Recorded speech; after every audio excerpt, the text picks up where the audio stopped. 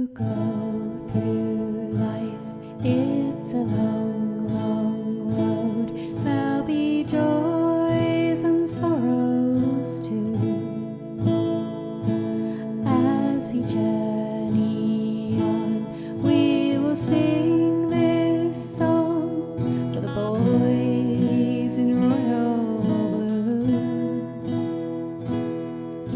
We're often partisan. We will journey on. Oh, so keep right on till the end of the road. Keep right on to the end. If you're tired and weary, still journey on till you come to your happy abode, where all your love and your dreaming of will be there at the end of the road.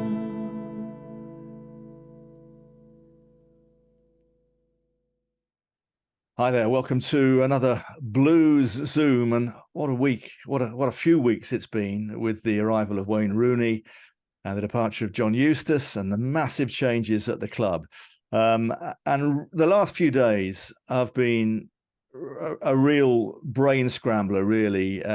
Toxic in some respects after those two defeats for Wayne Rooney. And we're going to get straight to the point today because I'm joined by Mike Holden, who lives in Spain. He's not a Blues fan. He's a Man City fan. He calls himself a personality profiler.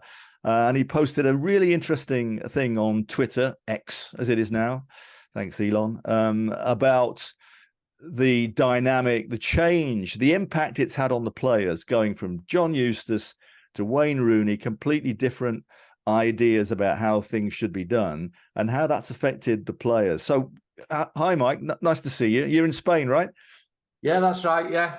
Nice to meet you, Chris. Yeah, you too. I mean, listen, it was a great post, and it's quite lengthy. I'll maybe call some of it up, but I mean, in short, you've sort of profiled. So, what is personality profiling when you apply it to football managers? Well, basically, it's quite a new movement, really. I'm sure a lot of people are familiar with Myers-Briggs in the corporate world and personality tests in the past, but it's like a field of psychology that's kind of not progressed for about 80 years since the Myers-Briggs indicator came around in the Second World War. But now, because of the internet, there's communities in America, and people are really clued up about this stuff and how to apply it. And it's getting a little bit more scientific now, so you can kind of basically listen to people give interviews and be able to judge how their personality, how they're wired, and whether they lean towards emotion, lean towards logic, and these kinds of things. So by breaking this stuff down, for the past 5 years, I've just applied it all to football managers because my background is football betting. And because of the way that data has consumed football, it's so hard to make a profit now from just data alone. And I've always been fascinated by the emotional intelligence side and the psychology. So yeah, by having a good foundation around data, it's just allowed me to go and explore personality psychology. If you could bottle football psychology, the interaction between players and managers, then you could make a fortune. I mean, I'm just looking at some of the language you used when you described.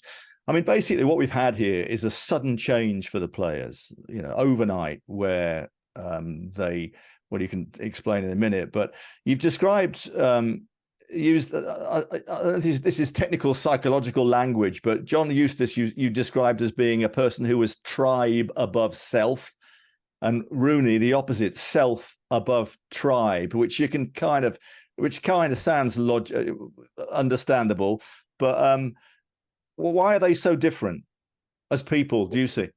Well, I think this is a big thing. It's just a new language when I apply it this way, but I think intuitively as well. I think a lot of people read it and kind of understand where I'm coming from, but they don't know the language that's used in personality circles. I think what it means is, so basically, we take it back thousands of years and the way the human mind's developed. And it's, some people would be, if you tribe above self, you would essentially be, you'd want to get together with people to stay safe. And you would do the things that please the other people around you in order to just stay alive, basically.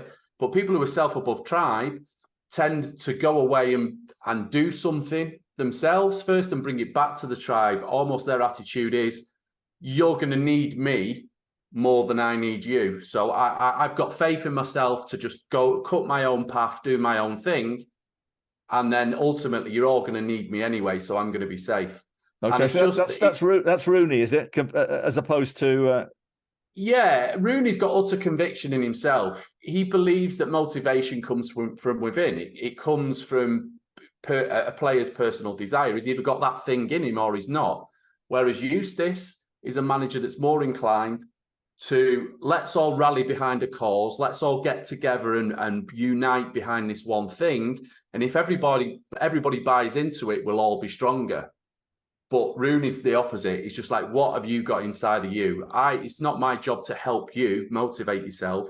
You've either got it in you or you haven't. And that's a complete, that's just one example of a complete opposite between the two styles. Yeah. So, I mean, when you apply this to what we've seen on the football pitch recently, I mean, John Eustace, he's been up and down this season, certainly. But I mean, the problem that has arisen really the last couple of weeks is that we saw Blues had a couple of great home wins. And the last sight of John Eustace at St Andrews was turning to the crowd and saying, yeah, we've nailed this. We are together, as you described there in the tribe above self, that unity.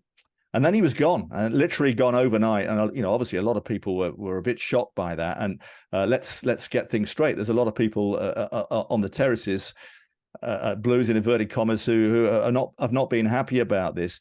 Rooney's come in, and that interaction, he's been a little bit distant, I guess. I mean, it was wrong. After two games to be booed off against Hull the other night was a sobering sight. And I mean, but you can understand it in so much as the fans don't understand why that change has happened. But his reaction very different. Just looking straight down the tunnel, moving away. Does that all fit what you?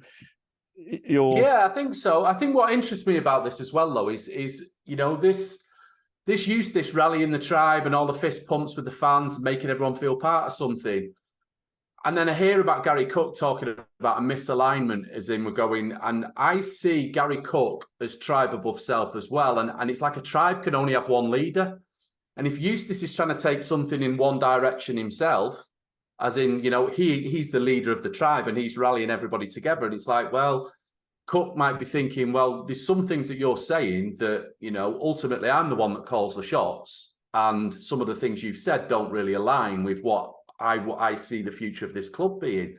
I might be looking at it a little bit as in, if Eustace is not thinking big into the future about what his long-term plans are and he's just taking it game by game, or he's very much in a championship mindset right now, then that might be part of it as well. But I do feel a little bit like I can see why what Eustace stood for maybe stood on Gary Cook's toes a little bit in terms of, if Eustace has got a certain vision of the way this is going to go in the next 12 to 18 months, and that just that's going to leave Cook feeling like, well, we're still we might be advanced in where we are in the Championship, but we're still not really a Premier League operation. Yeah, I think he's looking, isn't he, Gary? I mean, you know him as he was his time at City some years ago now, but it's about, I think it's about ambition. I can only guess that John Eustace might have said, look, it's going to take time, Gary. It won't happen this season. It might happen next. Maybe it was the language he used. But Wayne Rooney, we know, I mean, brings commercial value in a different way. There are a lot of factors at play here, but that misalignment that's how I read it anyway. But he's gone now anyway. So Rooney's come in, and he's got the players he's got.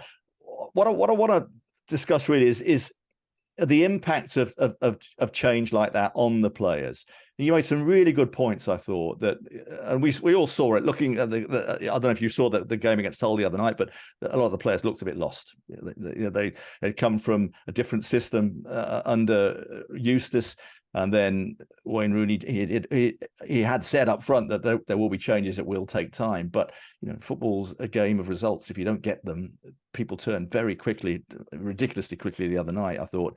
But you said the players look spooked. You used the words. Is this in your Twitter post? A crisis situation. You used the words.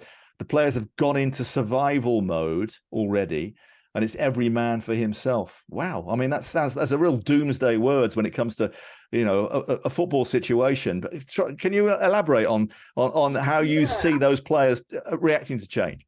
I just think what I tried to do was just look at the situation from the players' perspective. And I think a lot of those players would have been in their comfort zones with Eustace. They would have been happy with the way Eustace was doing things. Everybody knew where they fit into the overall scheme of things.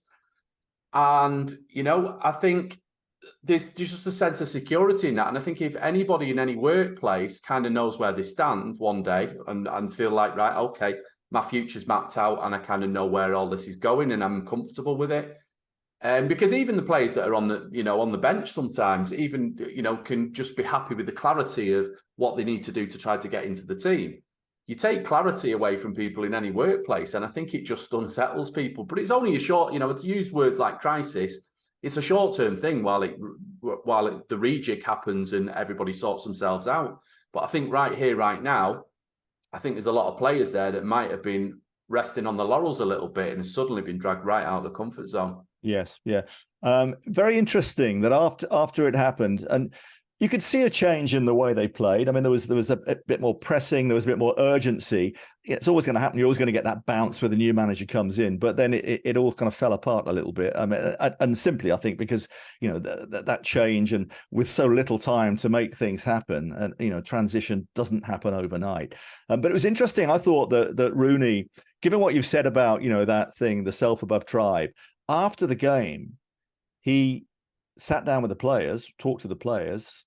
These are the reports. I wasn't there myself, but we've heard that he said, "I will listen. Tell me what we need, what you think we need to do," which is very interesting, isn't it?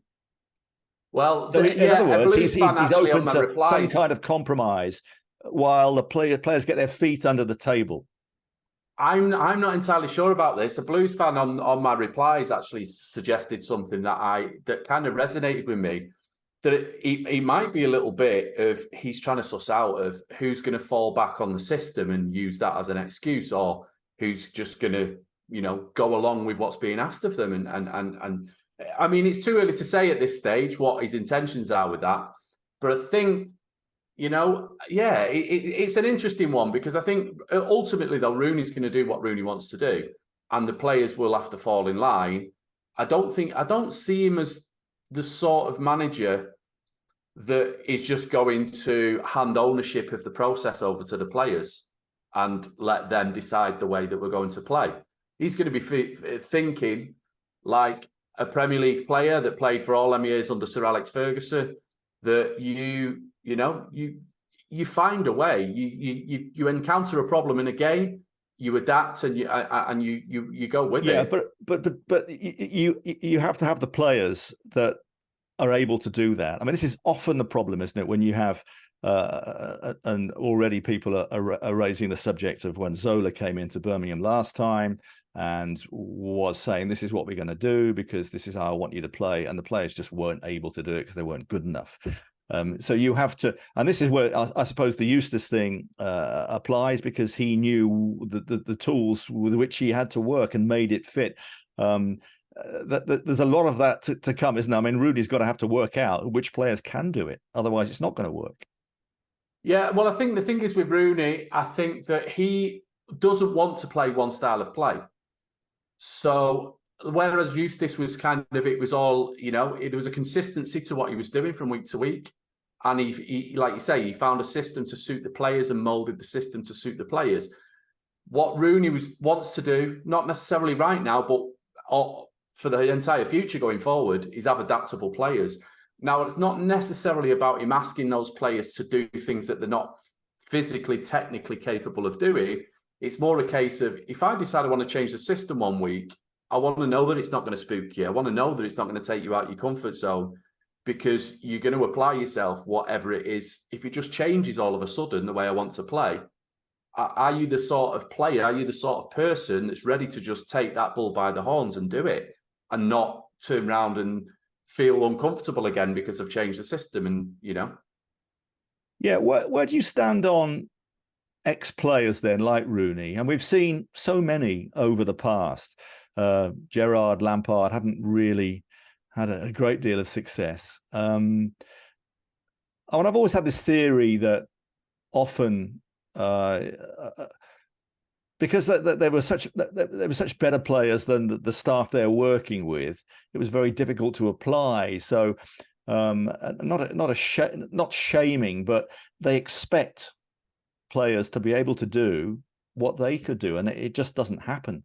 And when you look at then the successful managers who really didn't have much of a playing career, you're looking at people like Mourinho, Wenger, Postecoglou now at Spurs, and a really good example, I think, and this applies, and it's going to be very interesting. The next home game for Blues is Ipswich. Kieran McKenna, who had no playing career, finished at 22, joined the youth ranks at Spurs as a coach, went to Man United, worked with Mourinho, and now same age as Rooney, 37, and look what he's doing. I mean, he went there, able to talk to the players. That again, that sort of tribe above self, that ability to communicate with players as kind of one of them. Got them promoted last year in his first season, and now they could be in the Premier League next season. Is that a good example, do you think, of that kind of Eustace, like the tribe over self that you describe? And you can see why some people think that that's the kind of appointment that Blues should be making, or the kind of guy, rather than a guy on his pedestal looking down his players saying, "Come on, this is what you should be able to do." Yeah, I think there is some mileage in that. Absolutely. I do think it's kind of a horses for courses thing, because it's almost like, I think what Gary Cook wants is Rooney to instill a Premier League mentality, attitude throughout that dressing room ahead of time, almost. And he wants to filter out the players that are in the building now, which ones would be potential future Premier League players. Because if they're not going to go on that journey, maybe we need to free up some of the budget to bring players in who are of that, that mindset. I think that managers that don't have that past playing career, I do think have to dig deeper and find more out of themselves to become top level managers. And I think, so there possibly is a higher degree of intelligence and empathy for the players that they're working with. And at championship level, that's possibly more important. But then that same manager gets to Premier League level and might be in a situation where it's like they're encountering things for the first time. Whereas Rooney's got so much experience of how to prepare for a match at that level, and the different challenges that will be presented when you do get to that level. So I think there's possibly quite a bit of that going on. But I would also say as well, during the short time he had at Derby, I think he did very well to get as much as he possibly could out of them players. I think once Rooney gets the right sort of players that are on his level from a motivational perspective, then he can motivate them very, very well. But it's not necessarily a collective cause thing. With Derby, it wasn't about the points deduction. It was just about players going deep within themselves over and over again, and not feeling tired was a big thing that, was a big theme in that season. Yeah, I mean, he did pretty well. He got 31 points out of 54 or something, didn't they? And obviously the 21 points did for them. And I think a lot of people's opinions have been clouded by what happened to DC United, but very different over there, isn't it? I mean, it's not comparable really to England.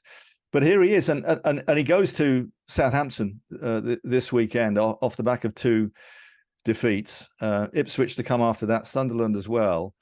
And the way football works, I mean, results define everything. They define the mood, and they define the reaction of the fans on the terraces, as we saw the other night.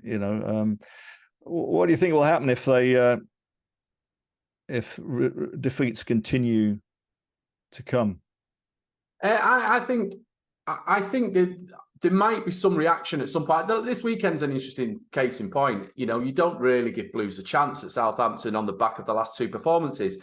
But this might just be the sort of game where, even if only in the performance and not necessarily the result, there might be a bit more freedom for one or two players at least who are capable of, having an impact on the game, really stepping up when the pressure's off a little bit more because you're the underdogs in the game. And I think there might be a bit of an inconsistency at the moment in the coming weeks, where there might be some performances that are really encouraging, but, not necessarily backed up in the next game when the expectations are higher. And I imagine, from what I remember of Gary Cook and what I know of Gary Cook and the way the club seems to be thinking now, that I think players will be going before Rooney goes. The results would have to be really, really bad for a really long period of time before they turn around, and say this isn't going to work.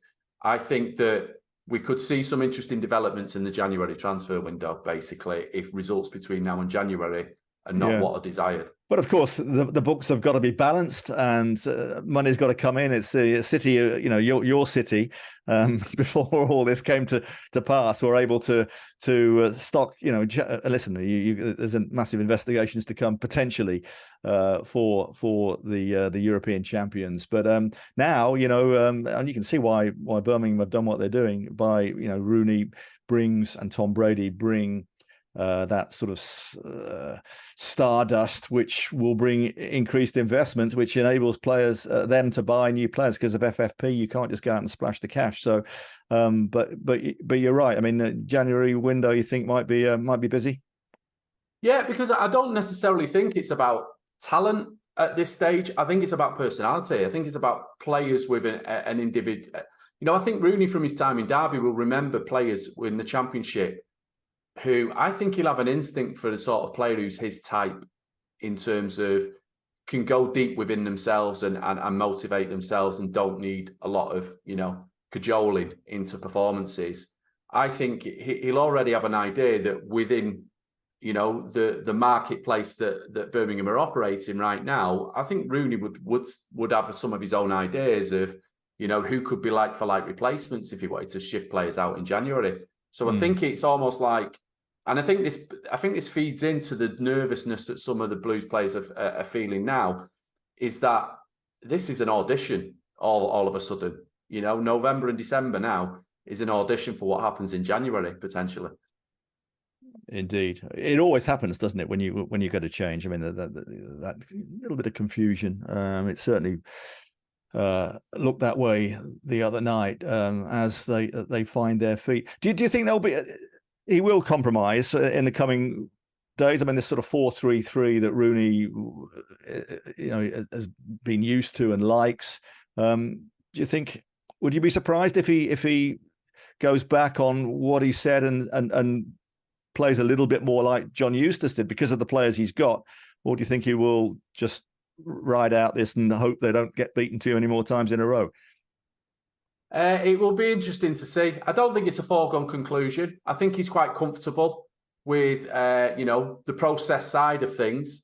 I think the non-negotiable for Rooney is the players themselves are self-motivating. So I think that he might make short-term compromises, but ultimately he'll be looking at those players in how they respond to him. And I think even if he does make compromises to the system now, he'll remember which of the players that needed to fall back on the system when he makes his decisions about players. And so it's almost like a bit of a fact-finding mission, I would imagine, for Rooney in this next few months. Yeah. Even if he gives some of the players what they want, he'll be inside himself forming judgments of, well, when I asked them to do something out of their comfort zone, they weren't particularly comfortable with it.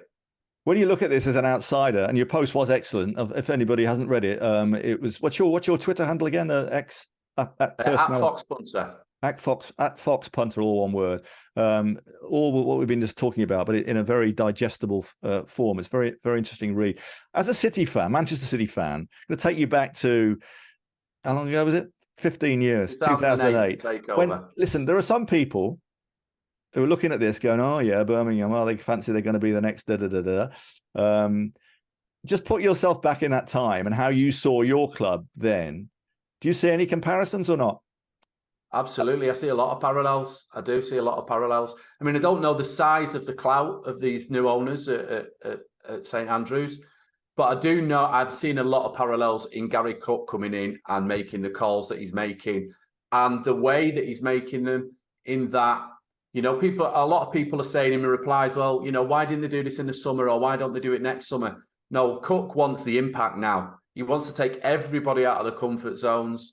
I remember he used to rail against this phrase. We used to always have, typical City, they always let you down. And every time you heard somebody utter the words typical City, you used to get the needle with it. And I think he's trying to change attitudes the same way. Yeah. Very similar clubs in many respects. I've always thought this. I've got a lot of Man City mates as well. And I often said to them, when you had that change, how did you... Because, Blues fans, they moan a bit. City fans used to moan a bit, but they get on with it. It was like, well, this is who we are, and then all of a sudden you start winning. Some people not sure how to handle it. And I think there was this mass confusion the other night, that game against Hull. The atmosphere was flat. Nobody really knew what to expect. So that's really interesting that you think that maybe, if we look in our crystal ball 10 years down the line, where this football club might be, you think then that this great bigger vision, but everyone's got to be patient and wait for, and if that patience is allowed to develop, that Blues could be one of the next big things. You think that, do you? I think it seems like there's a Premier League future, a consistent Premier League future. I mean, when you get to the Premier League, it's another level again. But yeah, I totally, I do see the parallel with the fan base and not necessarily knowing how to deal with the change. It's almost, we got a few years down the line at Manchester City, and there's almost like two generations of fan base where you've got the older people looking at the younger kids coming through and thinking, you don't know how lucky you've got it. And when they, it's like you've just got these two different fan bases within the same fan base who just see the game completely differently, because the older guys are so set in the ways of the old City and the way that we used to be. So I think it's all that to come for Blues if this is the way it's going to go. Yeah, I was up actually at the Etihad for when he won the league. It was against Chelsea, wasn't it? When he had the big trophy. QPR. No. This last season when you won the. Okay, sorry, yeah. I was in what's the name of the pub just across the road? The only one near the ground. Named after a woman. Mary D's. Mary D's. Yeah, I was in there and talking to some of the older people there, and it's exactly what you said. But they were, no, we love it. We've had our noses rubbed in it for so long by Man United fans that we can't get enough of the success. I'm just trying to apply that to whether that might ever happen at Blues, and the Villa thing, where we've been in their shadow, sadly. This is the thing. This is the thing about, to keep a fan base happy when you're from a city like Birmingham or Manchester, and you're kind of, feeling like you're coming out of the shadows. So long as you're finishing above Villa every year, that initially, this is another thing that the club had to kind of manage, was for City fans. Initially, the target was always to just be bigger and better than United. And it's like, no, the club had to push forward. No, we want bigger than just being bigger than United. We want to be winning titles and playing in Europe. But the fans are just more like, so long as we beat United twice a year, so long as we push above that them, sounds really familiar. Yeah, it does. Listen, and that's the way it works in a city like that. But yeah, so I think your message is loud and clear that, give it time and things might change. And certainly the Etihad campus, and there's talk at Birmingham of something maybe in the pipeline, because St Andrews, for all its great history and its incredible memories for people of a certain age, maybe a new ground might be on the horizon, not very far away, little like your area in Manchester. So listen, really, really great to hear from you. So you're a betting man. So you're at Fox Punter, and people can message you and stuff, and interact Yeah, about. well, I run a service that, a tipping service that goes alongside and ratings and data and stuff like that. But the X feed, anything that I do generally goes up on Twitter, and I kind of explain more about the betting stuff on there as well. All right, just finally then, as you're a betting man, what odds of Blues getting in the Premier League? Not this season. You know what? I was excited about some of the bigger prices earlier in the season, but obviously with all of this upheaval, I don't think this season's going to be the season. I think it's possibly gearing towards establishing a top 6 championship next season, and this season's just going to be turnover of players, Rooney finding out who and what he wants, and the club trying to execute on it. I think that's basically it for this season. And a great cup run and a game against Man City in the Etihad, and Villa as well on the route. That'd be great. Listen, Mike, really great to talk to you. Thanks very much for coming on. And to say, if anyone's not read that post about Rooney and all the psychology and the personality profiling, it's a really good read. And thanks a lot. And okay, Chris. Yeah, good to speak with you. Take care. Keep rolling. Okay, all the best.